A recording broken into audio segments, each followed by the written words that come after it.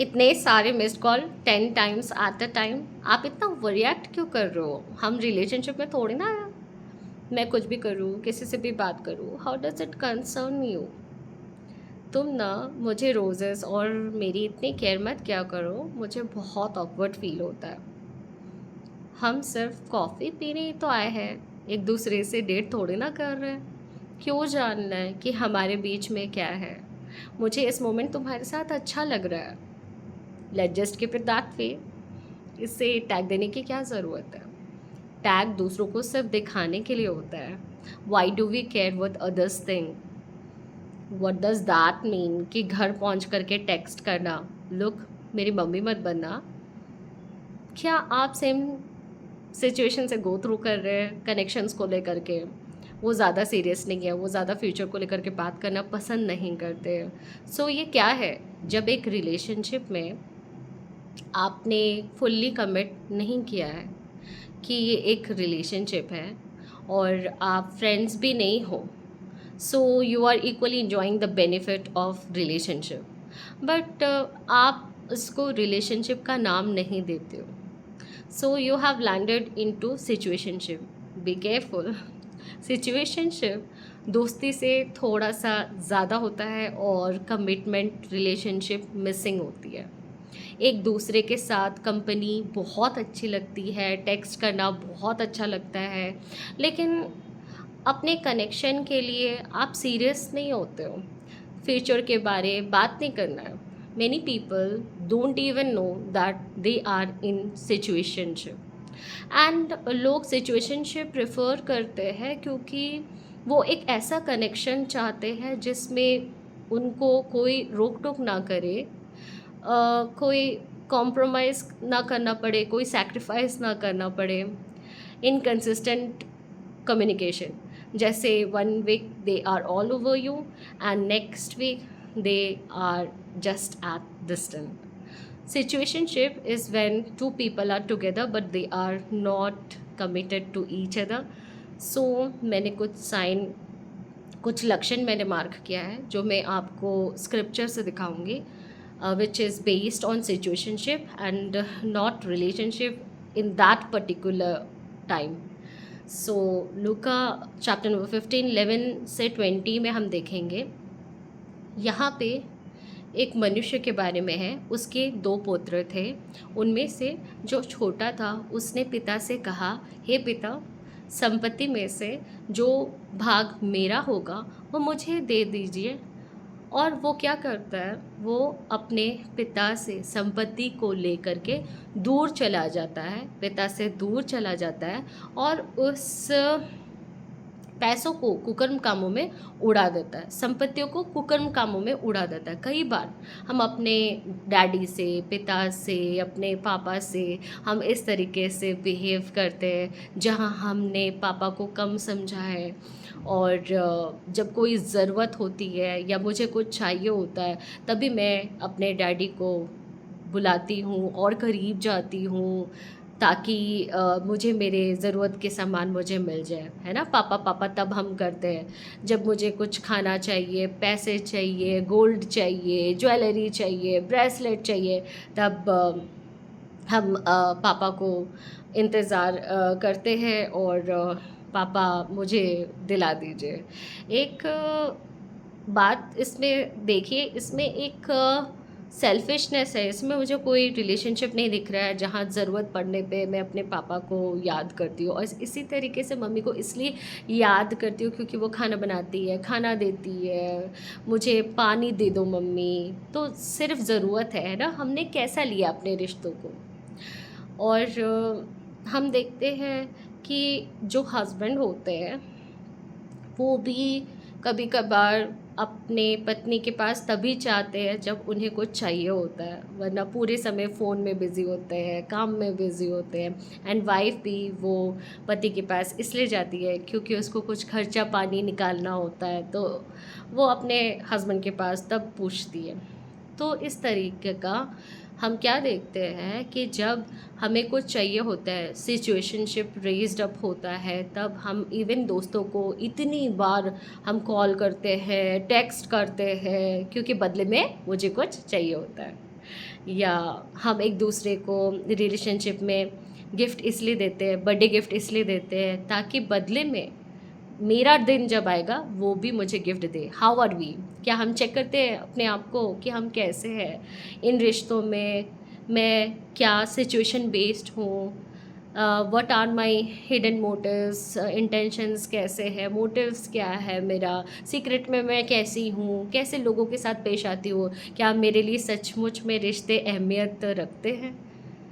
इसी तरीके से हमने परमेश्वर के साथ, खुदा के साथ इसी तरीके से बिहेव किया है। जैसे जब एग्ज़ाम्स डेट करीब आते हैं तो हम प्रार्थना करते हैं, प्रार्थना का रेट बढ़ जाता है, जॉब चाहिए, टारगेट पूरे नहीं हो रहे हैं, तो हम तब परमेश्वर के पास बहुत एन नंबर ऑफ़ टाइम्स परमेश्वर को पुकारते हैं, उसके द्वार को खटखटाते हैं। मैरिज के लिए लड़का नहीं मिल रहा है, लड़की नहीं मिल रही है, तो हम बहुत ज़्यादा घुटनों के बल जा कर के हमने रो रो के, फूट फूट के हमने आंसू बहाया था। बीमार है, फीवर है, ओ प्रभु, ओह प्रभु, हाय प्रभु। जब शादी नहीं हुआ था तो किस तरीके से हम परमेश्वर के पीछे भागते थे, उसके पीछे चलते थे, और आज जो मिट चुका है उसके बाद हम क्या उसी तरीके से परमेश्वर को पुकारते हैं अपने हृदय से?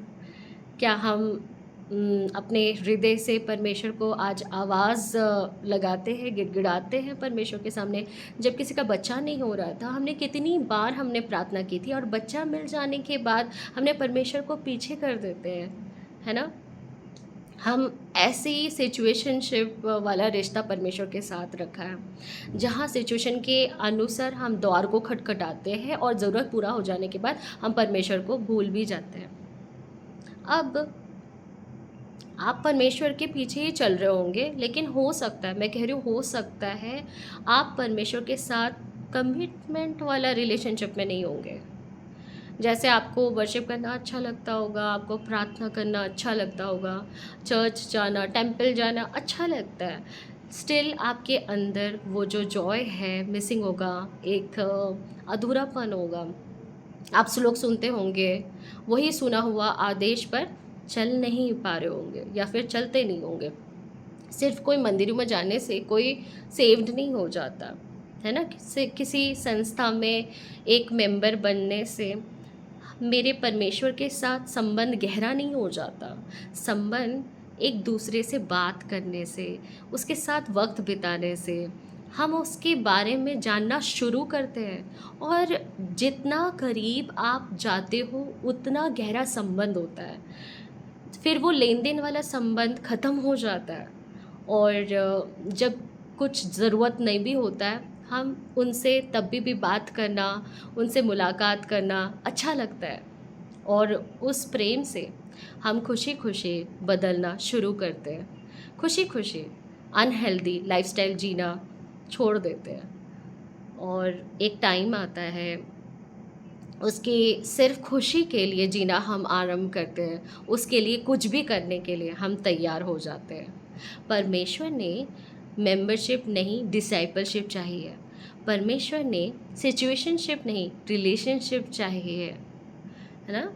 परमेश्वर चाहते तो हम सबको रोबोट बना देते और रिमोट बटन दबाकर हमसे अपना आज्ञा पालन करवा लेते हैं, परंतु उन्होंने ऐसा नहीं किया। गौर फरमाइएगा, परमेश्वर सिर्फ आज्ञा पालन नहीं चाहते, परमेश्वर वो आज्ञा पालन चाहते हैं जो प्रेम से की गई है। मरियम मगदली ने इत्र की बोतल तोड़ दी, पतरस ने भी अपना पुराना जाल छोड़ दिया, जक्कई ने जितना पैसा लूटा था उसने अपनी आधी संपत्ति कंगालों को लौटाने का निर्णय लिया। जितने चुंगी लेने वाले, पापी, व्यभिचारिणी, सब ने अपनी पुरानी आदतें यीशु के लिए छोड़ दिया। आज आप क्या छोड़ने के लिए तैयार हो? यदि हम इस उड़ाव पुत्र के जीवन में देखें, तो जब वो अपने आपे में आया, वो अपने मन में ठाना कि अब मैं अपने पिता से कहूँगा, पिता, मैंने स्वर्ग के विरुद्ध में और तेरे विरुद्ध में मैंने पाप किया है। और वो डिसाइड करता है कि वो भी अपने पिता के घर जाएगा, सारा काम छोड़ के और फिर return back to God's home हो जाएगा. So leaders even ask, am I in situationship with God or in relationship with God? Truly I say, if you are in relationship with God, आप डेयर नहीं करोगे यीशु के church को माई church कहना, यीशु के sheep को माई शीप कहना, या बाई शीप समझना. यीशु ने अपना लहू कलीसिया के लिए बहाया. हमने एक दिन ये सबको आपको यीशु को सौंपना होगा. तब सिर्फ एक ही महान याजक होगा, हालेलुया, और हम सब उसके अंडर होंगे. So don't just use name of Jesus for the sake of collecting money from God's people and taking tithes and offering. Don't misuse the money that has been entrusted to you, and just organizing a big meeting and asking from people. We have so many expenditure, इतना खर्चा हुआ. शैतान को यीशु को मौका मत दो बोलने के लिए कि तेरी चर्च की फंडिंग मैं कर रहा हूँ. Do I think people coming in church as a number, or we really see them as Jesus sheep? Do I treat them in love and grace, or I am playing with their emotions?